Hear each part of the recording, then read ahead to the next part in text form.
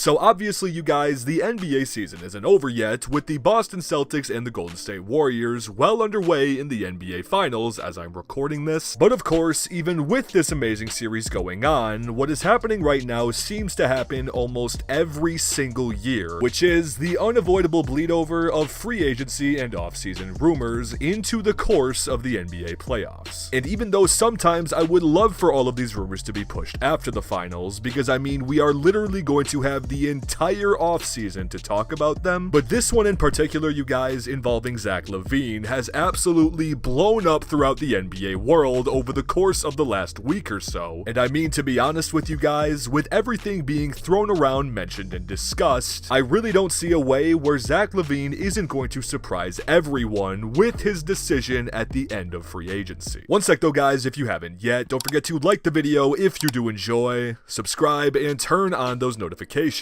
to never miss another NBA video.